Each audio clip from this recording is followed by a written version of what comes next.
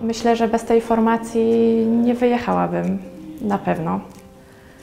Formacja była bardzo potrzebna, dużo rzeczy takich praktycznych dowiedzieliśmy się tutaj tak naprawdę. O wielu trudnościach też się dowiedzieliśmy, które myślę, że też warto wiedzieć, warto znać przed wyjazdem. To tak jakby też nasza decyzja, że my się na to decydujemy. I o dziwo ja oczekuję też trochę, że ta misja będzie trudna, że będzie trudnym doświadczeniem. Jakby świadomie tego chcę dać z siebie wszystko, chcę jak najbardziej pomóc tym dziewczynkom. Słuchajcie, to jest naprawdę niezwykłe, kiedy można zobaczyć, jak ci ludzie dzielą się sobą, dają z siebie. I wiecie, co jest też wspaniałe, kiedy przyjeżdżają wolontariusze już po wolontariacie i mówią, tutaj jak są, to mówią, ja zawiozę to, ja nauczę ich tego, ja dam tamto coś. A później wracają i mówią, a ja się nauczyłam tego, a ja zobaczyłam to. Ja zobaczyłam, jacyś są ci ludzie, czego ja się nie nauczyłam. Ja tam się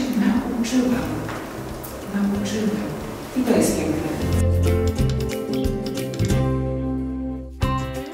Oprócz wyzwań wychowawczych warto także przyjrzeć się, jak ksiądz Bosko radził sobie z zagrożeniami, które w XIX wieku, a więc wtedy, kiedy żył i działał, jak sobie radził z zagrożeniami, które stały się wyzwaniem dla Kościoła.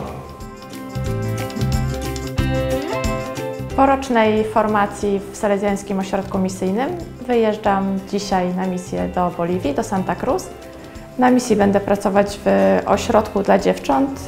To taki dom dziecka dla porzuconych, wykorzystywanych dziewczynek od młodego wieku 3-4 lata do pełnoletności. Dziewczynki tam spędzają praktycznie cały czas, mają tam zajęcia szkolne, tam też śpią, mają zapewnione posiłki. My z Magdą będziemy tam pomagać przy odrabianiu lekcji, będziemy organizować dziewczynkom zabawy, różne animacje. Będziemy im też pomagać w takich codziennych czynnościach, tym młodszym dziewczynkom. Dzisiaj właśnie prowadziłem zajęcia o języka Bemba. Był bardzo ciekawy i widziałem, że ludzie byli bardzo otwarci. No. Po lekcjach wszyscy prawie powiedzieli małe słówko po Bemba. To było bardzo ciekawe dla mnie. I myślę, że oni są już gotowi na misję jakieś w Zambii. Ja chyba nie mam sprecyzowanego kraju, ale w moim sercu bije Afryka. Oczy nas wszystkich, wasze zwłaszcza, oczy ciała i oczy serca biegały na pewno bardzo daleko w świat.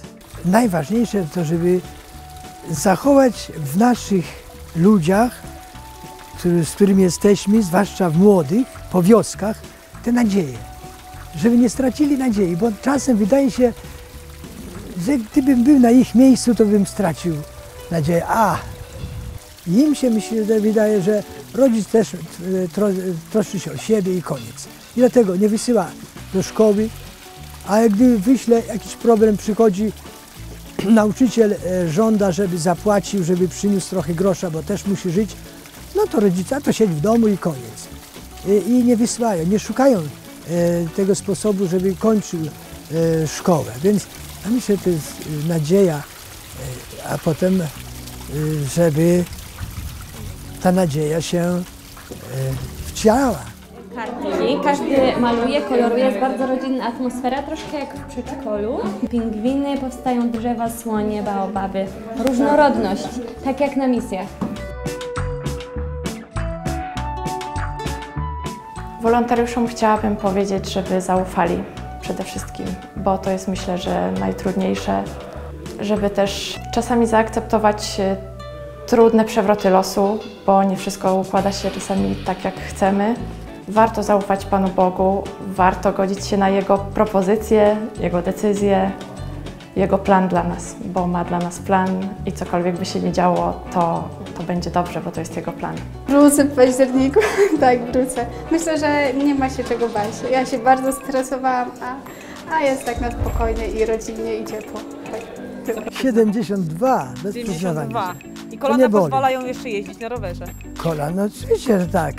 Kolana, tylko i nogi nawet całe. Całe nogi. Poprawiają, bo one potrzebują roweru, inaczej to, no gdzie tam dojdę. Czyli rozumiem, że ksiądz je dużo papai, dlatego ksiądz ma zdrowe kolana. Skąd ta papaja? Skąd papaja? Z jakiego kraju? To jest Kongo. Kongo, dawne Zair, dawne belgijskie, a teraz demokratyczne Kongo. Okej, dobrze? To jest wszystko. Mamy to. I cokolwiek by się nie działo, to będzie dobrze, bo to jest jego plan. Dobra, i teraz włączamy button i nagrywamy. Zjedliśmy śniadanko, potem mieliśmy 2 konferencje. Uczyliśmy się języka bambu. Większym marzeniem jest dostać jak najwięcej kartek. Co ja mam powiedzieć? Ale wy to będziecie ciachać, nie? Tak, to wszystko spokojnie się dzieje. Bardzo się stresuję. Ostatni moment, tu się z wami żegnam, ale wrócę w kwietniu i wszystko wam opowiem.